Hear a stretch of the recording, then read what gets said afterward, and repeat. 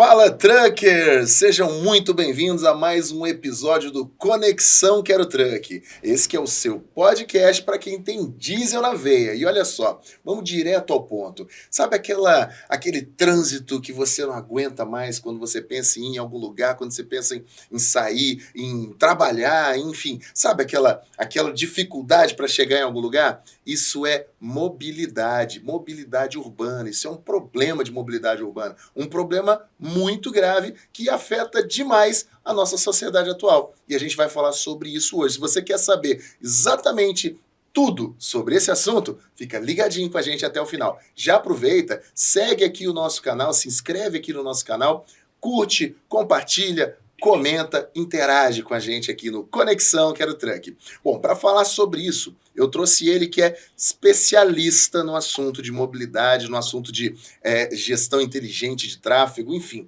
Ele é sócio e fundador da Infraplan Consultoria, uma empresa que é especializada em engenharia de tráfego. Ele é o Silvestre de Andrade Pucci Filho. Silvestre, seja muito bem-vindo ao Conexão Quero Truck.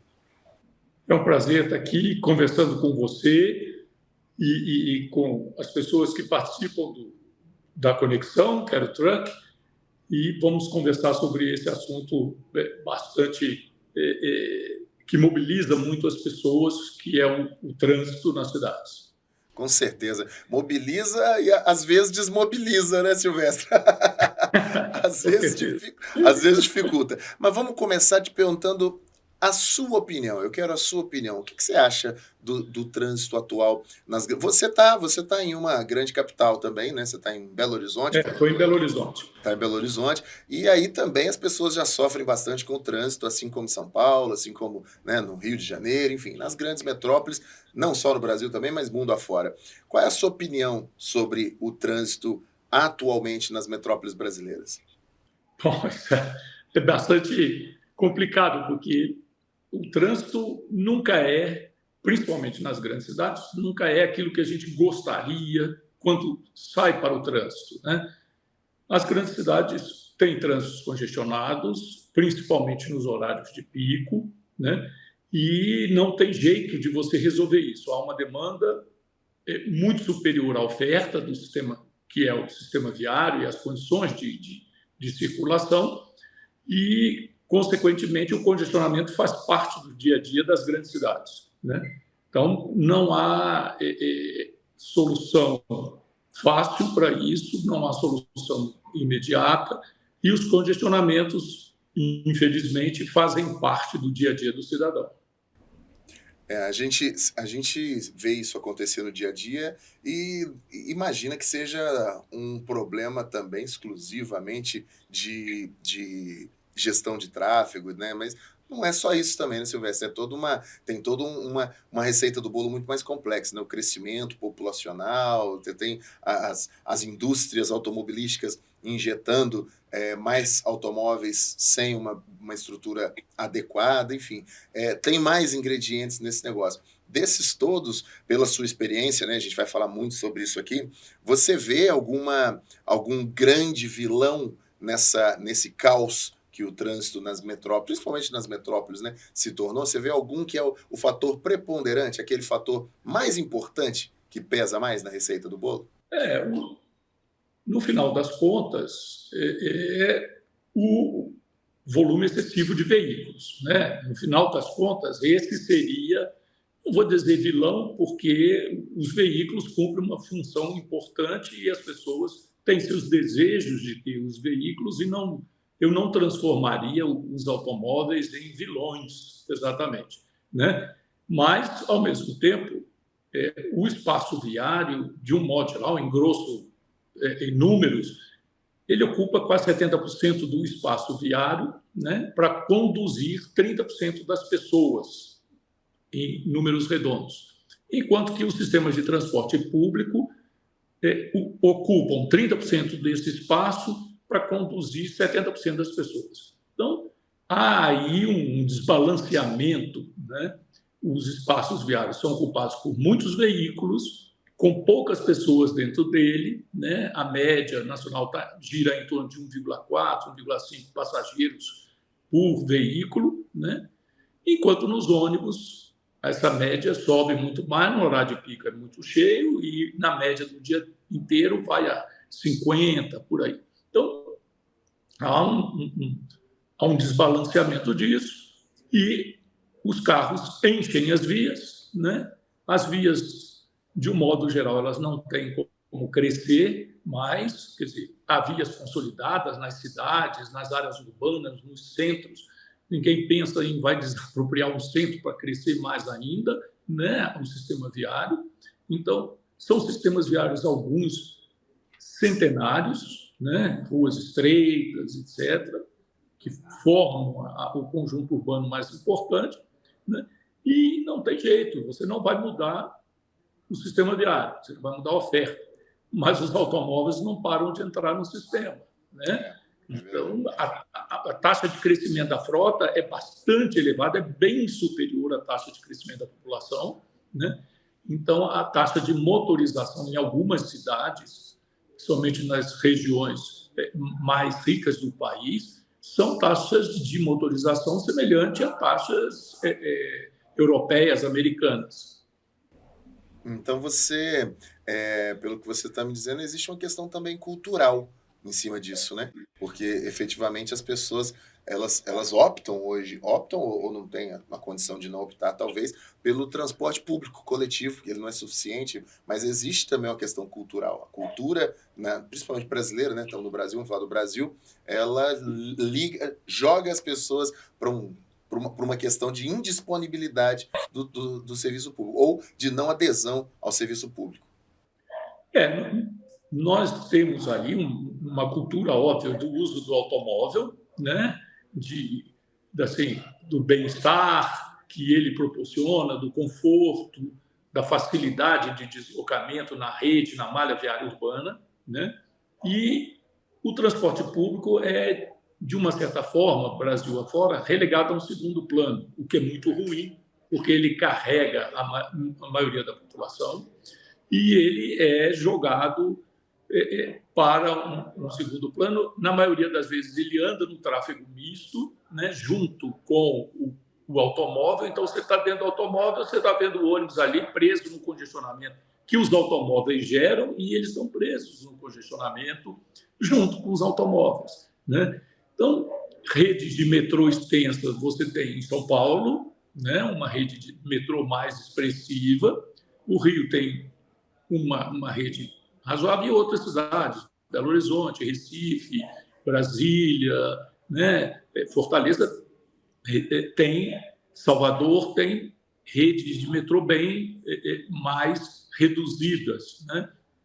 Então, você tem poucos sistemas, na verdade, de grande capacidade, né, que podem carregar grandes volumes com nível de qualidade maior, que faça com que andar de transporte público seja mais atrativo, mais conveniente. Às vezes você, eu vou andar um pouco mais apertado, mas eu vou gastar 5, 10 minutos para chegar no meu destino.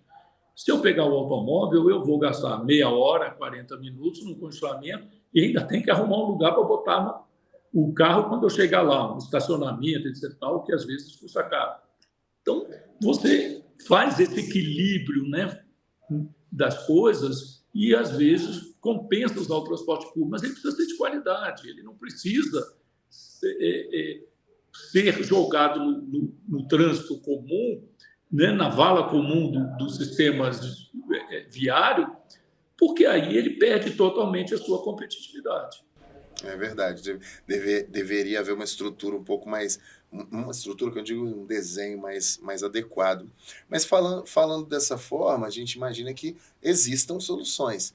E a gente, talvez, que não, né, que não vive esse mundo do planejamento mesmo, a gente enxerga o problema, né? É o veículo praticamente com uma pessoa dentro do carro, um carro para cada uma pessoa. Essa divisão que você cita é muito clara, a gente vê no trânsito tranquilamente 70% dos veículos levando apenas 30% das pessoas. Então, é um efeito muito, além de danoso ao tráfego, danoso também ao meio ambiente, enfim, tem todo um problema. Mas pensando em solução, você acredita que exista E se sim, quais assim, algumas, né? Não sei que não vai ter todas para me citar, e obviamente a gente ranquear aí seria muito difícil, mas quais seriam algumas soluções, na sua visão como especialista disso, para a melhoria do tráfego, para a melhoria da mobilidade urbana no geral? Bom, você falou que não são soluções no sentido de que vão resolver o problema definitivamente, porque isso não vai acontecer, mas para melhoria, né? Então, você tem hoje já avançando vários caminhos, né? Um deles, você já citou até antes numa pergunta anterior, que é a questão do uso do solo. Então, você mudar as regras de uso do solo, e a maioria das cidades estão que tinham centros muito congestionados, porque quase todas as ofertas de empregos e serviços estavam ali, e hoje se vê, né, na maioria das cidades, uma descentralização. Isso já é uma política que melhora a questão do transporte. Por quê? Porque você não precisa todo mundo ir para o mesmo lugar para resolver seus problemas, para ir trabalhar ou para resolver seus problemas de banco, saúde, escola, etc. Então, se assiste hoje essa descentralização, vários bairros oferecendo os serviços do cotidiano, supermercados, banco, academias, né? Muitas empresas, inclusive, mudando para bairros, e aí ela oferece empregos. Não, isso faz com que as viagens na cidade, às vezes, fiquem mais curtas. Você não precisa se deslocar muito para resolver pequenos problemas, os seus problemas do dia a dia. E isso tem como consequência o reforço da mobilidade ativa, a chamada mobilidade ativa, o que é? O dar prioridade a pedestres e ciclistas nas áreas urbanas. Então, na medida que você diminui o tempo de viagem, você diminui a distância, né, a ser percorrida, fica mais atraente, inclusive, você fazer isso a pé ou de bicicleta, por exemplo. Então, as cidades que se desconcentrando, né, polinuclearizando suas atividades, elas também vão incentivando o uso da mobilidade ativa. Quer dizer, facilitar o caminhamento do pedestre, dar mais segurança nesse caminhamento do pedestre, facilitar a circulação das bicicletas, dar segurança para ela, para que você possa ter uma cidade mais humana, né? Uma cidade mais na escala do humano, né? Em que você possa ir a várias das suas necessidades a pé. Né? Então, esse é um caminho que hoje já se vê, evolui e ela está se consolidando cada vez mais na maioria das cidades. Né? O outro caminho é investir mais em transporte público de qualidade. Como eu falei antes, você jogar o ônibus no trânsito comum é uma questão de desincentivar o transporte público, e não de incentivo.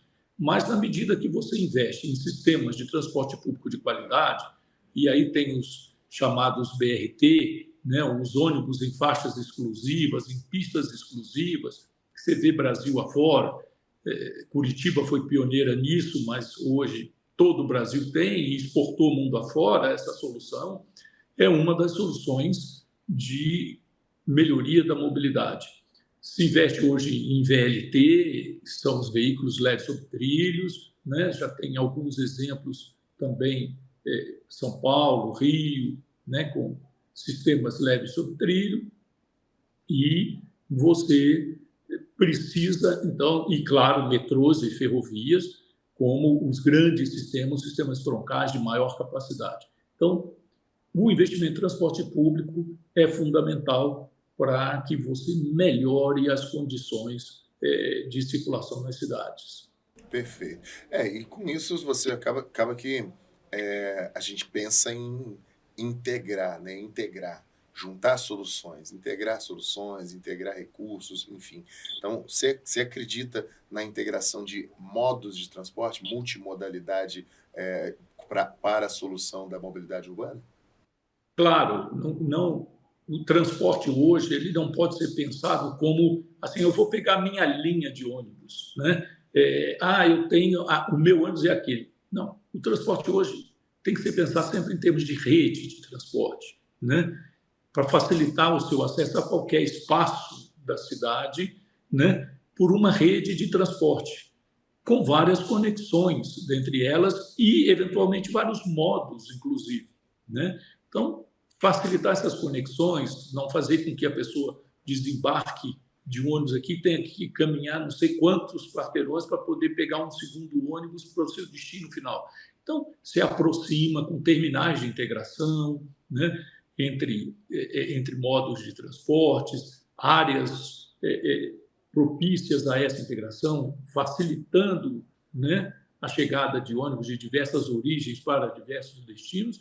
Então, isso é fundamental, né? E, com isso, você pode, inclusive, especializar os serviços de transporte. Então, você, lá na ponta da cidade, onde a demanda é menor, onde é mais rarefeita a ocupação, você pode usar um transporte de menor capacidade, né? No miolo da cidade, onde a demanda é maior, é mais adensado, etc., você usa sistemas de maior capacidade. E você faz a integração entre os de menor capacidade com os de maior capacidade, fazendo um sistema que a gente chama de tronco alimentador, quer dizer, sistema troncais alimentado por outros serviços de transporte. Então, isso é a concepção de rede moderna, é uma concepção de rede que precisa ser explorada no sentido de que o usuário do transporte público ele tenha a possibilidade de acessar qualquer local da cidade facilmente. Legal, isso é muito, às vezes é tão óbvio, né, Silvestre? E a gente pensando assim, então, é tão óbvio, por que ninguém faz, gente? Por que ninguém atua? Por que não resolve? Aí a gente fica pensando, mas não é uma coisa de um lado só, é uma coisa de vários lados. Você acredita nas PPPs para a solução da mobilidade, as parcerias público-privadas? Você acha que isso é uma solução viável? Ou você acha que não, isso é estrutura, é governo, enfim. Como é que você acha que isso pode ser melhor desenhado? Não, eu acredito totalmente nas concessões e PPPs, né? Porque eu acho que esse é um caminho da possibilidade de viabilização de recursos, né, para a implantação de sistemas de transporte público de melhor qualidade. Então, nós temos esses problemas de falta de recursos. Então, você tem cidades aí que, como a própria Belo Horizonte, né, que se discute metrô há mais de 20 anos, 30 anos, tem uma única linha e as demais linhas não saíram porque nunca tem recursos, né? Então, isso é a história comum Brasil afora, né? De planejamento de linhas que não saem do papel, né? E estão há 20, 30 anos não acontecendo. Então, essas soluções hoje de PPP passam a ser alternativas absolutamente viáveis, né? De se conseguir com que haja mais investimentos no setor, né? Já que o poder público tem a sua capacidade de investimento extremamente reduzida, ela pode agora utilizar desses mecanismos para facilitar os investimentos e viabilizar alternativas que antes não se mostravam possíveis. E isso está acontecendo no Brasil afora. São Paulo tem vários exemplos disso, a própria Belo Horizonte já conseguiu, o Rio de Janeiro fez isso também. Então, assim, Brasil afora. E lembrando que os ônibus são concessões há muito tempo. Quando quase não se falava em concessão no país, os ônibus eram concessões, né? Eram concessões ou permissões, muitos deles eram permissionários. Mas as concessões vieram com uma solução do problema, mas o serviço de transporte público já tem uma tradição nessa área de permissões e concessões. Muito interessante. Ô, Silvestre, eu vou pedir licença um minuto na nossa conversa, porque a gente tem um quadro aqui no nosso podcast.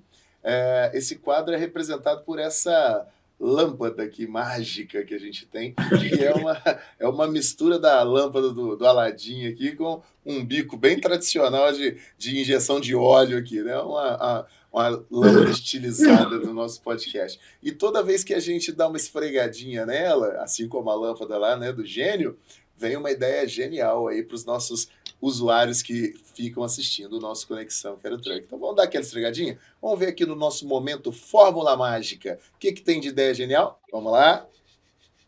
Fala, Trucker! Essa é para você que gosta de tranquilidade na hora de fazer uma compra que seja online ou que comece pelo menos pelo mundo virtual, né? Aqui na plataforma Quero Truck, a gente pensou na sua comodidade, porque nós conectamos você, comprador, direto ao vendedor e você, vendedor, direto ao comprador. O nosso papel é apresentar vocês dois para que vocês negociem da melhor forma possível. E é claro, a gente está sempre aqui para te apoiar em qualquer dúvida. Segue as nossas dicas de segurança também, que estão presentes em cada um dos nossos anúncios, para ter uma relação muito saudável e confortável na hora de fazer a tua negociação, tá bom? Fique atento, a gente está aqui para te ajudar a vender mais e a comprar melhor. Ah, e não esquece, tá? Para vender não tem fórmula mágica, tem que anunciar. A gente pode falar da sua marca nesse espaço. Entre em contato pela plataforma e seja um parceiro. E esse foi o momento Fórmula Mágica aqui no Conexão Quero Truck. Mas eu já falei e falo todas as vezes, tá? De mágica, bons negócios não tem nada. Para fazer bons negócios, para tomar boas decisões, você precisa de boa informação e de bons parceiros. E isso aqui no Conexão Quero Truck tem demais. Fica ligadinho com a gente. E a gente já volta aqui com o Silvestre, continuando o nosso papo de estruturação, o nosso papo de fluidez viária, o nosso papo de engenharia para o transporte público, para o transporte, enfim, até mesmo para o transporte profissional, né? Porque o famoso, o rodoanel. E aí, o rodoanel? Rodoanel sai, rodoanel não sai. Rodoanel é uma coisa realmente boa para as cidades, é uma coisa indispensável para as cidades. Isso dá uma guerra, né? Você já participou de algum projeto que envolva aí rodoanel, alguma coisa assim também, Silvestre, ou não? Vários. Desde cidades pequenas até grandes cidades, como o projeto aí de São Paulo e daqui de Belo Horizonte, etc. Eu já participei de vários deles. E eles são importantes, grande parte deles, porque retira o tráfego rodoviário das cidades, né? Então, esses anéis viários fazem com que as rodovias que chegam nas cidades, né, não entrem na malha viária urbana e criem o atrito, né, o conflito com o tráfego urbano. Os tráficos são muito distintos. O tráfego rodoviário de longa distância, tradicionalmente, é mais pesado, tem um componente de caminhões maior, né, e é mais rápido. Quer dizer, as pessoas andam com maior velocidade nas rodovias, além de que a sua atenção está voltada mais para os eventos na própria rodovia, né? Se anda em alta velocidade, você tem que ter cuidado com frenagens, etc., tal, na própria rodovia. Na área urbana, isso é completamente diferente. As velocidades são muito mais baixas, tem semáforos, tem interferências, tem muita interferência lindeira, tem muita interferência na margens, né? Porque tem gente morando, tem gente atravessando, tem gente estacionando, tem ônibus parando no ponto. Então, assim, você tem muitas interferências nas laterais da rodovia, as velocidades tradicionalmente são menores e a proporção de veículos de caminhão, né, veículos pesados, é muito mais baixa dentro das áreas urbanas. As pessoas estão menos acostumadas a andar com veículos pesados, né, a não ser os ônibus. Então, com essa composição de tráfego diferente e essas formas de operar a via diferente, faz com que a rodovia, passando na via urbana, ela geralmente cria muitos conflitos e, infelizmente, muitos acidentes. Então, um dos grandes problemas, normalmente associado a travessias urbanas, são os acidentes. Aí, para tentar minimizar esse problema, se começa a colocar quebra-mola, radar, não sei o que, um atrás do outro, e as travessias urbanas passam a ser um inferno para a pessoa da rodovia e para a pessoa da cidade, né? Então, esses anéis, eles tentam minimizar esse problema, tirando esse tráfego que atravessa as cidades para fora do perímetro urbano. Problemas que acontecem nisso é que já em outros momentos já se fez anéis e a cidade cresce e chega lá no anel e o anel vira de novo uma avenida, né? Então, e isso acontece muito, né? E as cidades se aproveitam, de certa forma, daquela infraestrutura e deixam um loteamento do lado e vira avenida e você precisa do anel ainda mais distante um pouco. Então, temos que controlar isso, mas a necessidade dos anéis são indiscutíveis. Né? Inegáveis, sem dúvida. Isso aí, você falou uma coisa muito importante, né? O anel é feito, planejado, e as cidades se expandem de uma tal forma que realmente o anel acaba se tornando uma avenida e aí tumultua novamente, enfim, o comércio chega, as pessoas vão para perto e viram... Perde-se o sentido de anel viário, de anel rodoviário.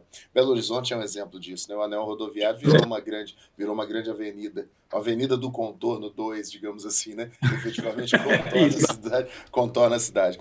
Mas você já teve várias experiências, né, internacionais, inclusive envolvendo o tema transporte, mobilidade e tudo mais. Tem uma visão externa também. Essa visão externa também te traz uma perspectiva de coisas que funcionam lá fora e que, de repente, poderiam funcionar aqui dentro e tal. O que você tem para, assim, que te chamou a atenção, que te brilhou os olhos, de tendências emergentes, de coisas que estão surgindo e que, efetivamente, poderiam ser, sim, soluções muito bem aplicáveis, novidades e coisas muito bem aplicáveis à solução do transporte urbano? Bom, tem muita coisa diferente, né, no exterior, e tem muita coisa que é igual. Quer dizer, a gente vai em países mais desenvolvidos e, normalmente, o problema do recurso que existe aqui é muito menor lá. Então, você acaba verificando que os sistemas de transporte, as redes viárias e os sistemas de transporte público, em muitos locais, não é o problema. Quer dizer, tem redes bastante expressivas. Na Europa, então, as redes de transporte público são bastante boas. O metrô de Paris, o metrô de Londres são exemplos de grandes metrôs, né? As soluções nos Estados Unidos são mais voltadas para o sistema viário e menos para transporte público de modo geral. O uso do automóvel é muito intenso no modo de vida americano. Então, há sistemas de viários muito desenvolvidos, complexos viários bastante... eles não têm esse tipo de preocupação, eles constroem muito. Então, que é um lado de você resolver o problema, você aumentar a oferta viária, né? Então, como a cidade vai se espalhando nos Estados Unidos, eles acabam aumentando. Mas esse é um custo muito alto de infraestrutura e que a gente não consegue manter. Então, o que eu acho que a gente tem de possibilidade é a gente dar, vamos dizer, o melhor uso possível para os nossos recursos, investir mais em engenharia de tráfego, por exemplo, né? Conseguir os recursos para o transporte público, e tem muitas soluções de tráfego interessantes, né?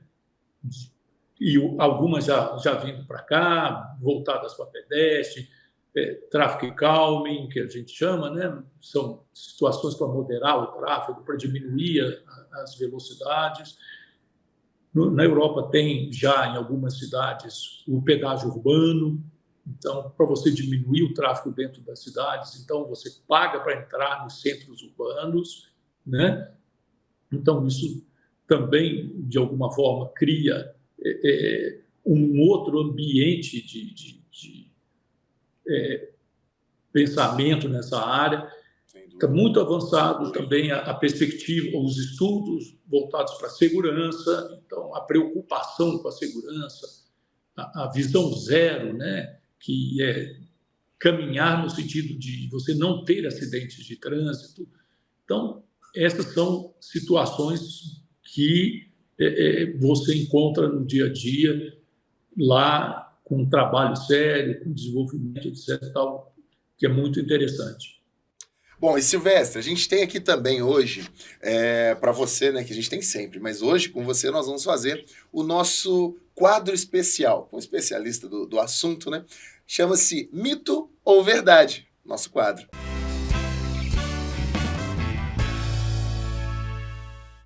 Eu tenho 3 cartinhas que eu gostaria que você escolhesse, a 1, a 2 e a 3. Tem uma frase aqui, eu vou ler para você, e você, como especialista do assunto que a gente está discutindo, vai me dizer se isso é mito ou se isso é verdade. Escolhe aí, 1, 2 ou 3, Silvestre? 2. 2, tá do meio aqui. Vamos ler então. Investir em infraestrutura viária é a única solução para melhorar o fluxo de tráfego nas cidades. É mito ou é verdade? É mito. De um modo geral, é mito, né? Por quê? Mas é também uma alternativa. Tá? Então, ele, como uma afirmação de que é a única solução, é incorreto, né? Porque nós conversamos sobre outras alternativas já anteriormente. Né? Porque tem gente que acredita que é só isso, né? Tem que fazer mais estrada, não é só isso, tem mais coisas, né? Tem mais coisas dentro das cidades e está cada vez mais difícil, inclusive, de construir dentro das cidades, por dificuldades de ocupação urbana, etc. E vai ficando difícil de você construir. Mas a infraestrutura é sempre importante e ela pode resolver nós, né, pontuais. Ela pode resolver questões pontuais. Né? Agora, a rede, no caso de rodovias, nós estamos precisando de muita infraestrutura. Então, nossa conversa está muito mais focada nas questões urbanas, mas se nós levarmos para as questões regionais, né, nós temos uma deficiência muito grave de infraestrutura. Então, aí sim, nós estamos precisando de muito mais infraestrutura do que temos hoje no país. Com certeza, isso é a mais pura verdade. A gente acaba conversando muito sobre o urbano, sobre as metrópoles, né, onde o tráfego se concentra, mas a estrutura caminhando aí para os interiores, ela também é bem precária e precisa de muito investimento. E aí me vem alguns questionamentos assim mais idealísticos mesmo também, que envolvem alguns outros pontos. Mas pensando em ideação, em planejamento, né, porquês de cada coisa, o que te levou a fundar a Infraplan? O que te levou a fundar a Infraplan? Bom, assim, aí eu tenho que voltar um pouco mais para trás, porque eu comecei minha vida profissional, eu tenho 50 anos de vida profissional. Eu comecei minha vida profissional no setor público, trabalhei 15 anos no setor público, trabalhei tanto em município, né, no governo municipal, governo estadual e governo federal. Depois, em 1990, eu resolvi abrir a minha empresa de consultoria. Então, eu desde 90, eu abri uma empresa de consultoria porque achei que tinha um mercado, já naquela época, pouco explorado de consultoria na área de transporte. Né? Havia muitas empresas na área de projeto, de construção, mas de consultoria, de planejamento, havia muito pouco ainda naquela época. E, então, eu e um sócio, naquela época, montamos uma empresa que se chamava Tectran, e ela foi extremamente bem sucedida. E, quando foi em 2015, eu vendi essa empresa. Então, vendi a empresa e, vamos dizer assim, encerrei um ciclo da minha vida. Fiquei dentro do contrato da venda com 5 anos de não competição. Eu comecei a trabalhar só como um consultor autônomo para a empresa. Quer dizer, fiquei 2 anos ainda nessa empresa nova como diretor e depois como um consultor. Mas, infelizmente, a mosca azul não me larga. Então, depois desse período de não competição, outras pessoas me procuraram com a ideia de construir um novo negócio. Eu topei, entrei e comecei tudo de novo. Então, é isso que eu faço. Como setor privado, eu faço desde 1990, né? E no setor público e no setor de transporte eu estou desde 73. Que legal, isso é sinal de que realmente a mosquinha picou, não consegue sair desse negócio mais. Não, Enfim. a gente brinca que transporte é uma cachaça, então não tem, você vicia, não tem jeito de sair fácil dele, não. Aqui no Conexão a gente brinca que a galera caiu diesel na veia, já era. Tem diesel na veia, não sai mais o transporte também. Eu queria partir para uma conclusão aqui, te perguntando assim, em todos esses anos de experiência, que assim, a gente realmente tem que entender como um valor extremo essa experiência que você tem, devem ter vários, mas eu quero que você, se você puder, em 30 segundos, me exemplificar um projeto que foi uma referência para você e aquele projeto que você guarda no coração de ter participado. Eu não tenho um projeto, assim, eu tenho um prazer enorme, nós falamos muito de cidade, de ter participado de vários projetos dentro de Belo Horizonte que foram, nesse período todo, mudando a cara de Belo Horizonte, né? Então, o prazer de andar pela cidade e ver a cada esquina e em cada canto projetos que a gente participou, fez e mudou o dia a dia da cidade. Então, eu acho que esses projetos, né, principalmente Belo Horizonte, minha cidade, a cidade que eu estou, que eu vivo, que eu moro, família, filhos e netos, é um prazer enorme de ter ajudado a cidade a evoluir no setor de transporte. Que legal. Momento turbina para a gente fechar com chave de ouro. Um bate-bola, um ping-pong rápido, tá? Uma tecnologia que transformou o tráfego. Semáforos. O maior desafio na gestão de tráfego. Os congestionamentos. Um projeto de engenharia marcante. Na área de transporte. Na área do tráfego, do transporte. Não seu necessariamente. Não precisa metrôs. Ser metrôs. Certamente metrôs. Ok. O futuro da mobilidade urbana, na sua visão, é? É a combinação de transporte público e mobilidade ativa. Mobilidade sustentável ou mobilidade tradicional? Essa não tem jeito, a mobilidade sustentável tem que ganhar, né? Precisamos que ela ganhe. Ter participado do Conexão Quero Truck para você? Foi um grande prazer.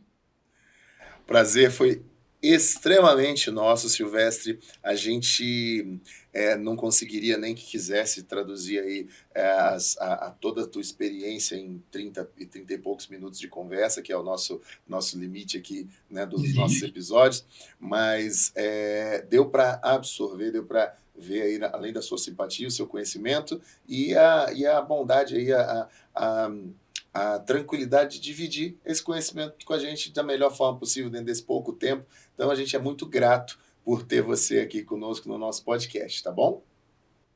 Foi um prazer muito grande estar aí com vocês e me coloco à disposição para o que vocês precisarem. Vou te pedir agora, queria que você deixasse o seu contato aqui para a gente vai colocar na tela bonitinho, mas pode falar o seu contato para aqueles que tiverem interesse em trocar uma ideia mais aprofundada com o Silvestre, ou até mesmo conhecer os serviços aí da Infraplan. Qual seria o contato? Infraplan, consulte, né? Só consulte com temudo no final, .com. Então tá aí o contato, tá escrito aí na tela também para quem quiser entrar em contato. Silvestre, muito obrigado, fico muito grato, espero vê-lo em breve aí para a gente trocar mais ideias sobre projetos que envolvam mobilidade, que envolvam gestão de tráfego, porque isso interessa para o nosso público que vive nesse ambiente, tá bom? Valeu! O prazer foi todo meu. Grande abraço. Abraço para você também. E você aí? Curtiu esse episódio? Aprendeu alguma coisa ou tem alguma sugestão para falar sobre uma ideia legal lá da sua cidade, da sua região, do seu país, enfim, comenta, interage com a gente que a gente efetivamente vai responder ou vai levar para os especialistas que sabem responder isso e trazer para você. A gente fica por aqui, mas você já sabe, toda sexta-feira, ao meio-dia, a gente tem outro episódio com um conteúdo diverso para você que tem diesel na veia, assim como a gente. A gente fica por aqui e você segue por aí. Tchau, tchau. Valeu.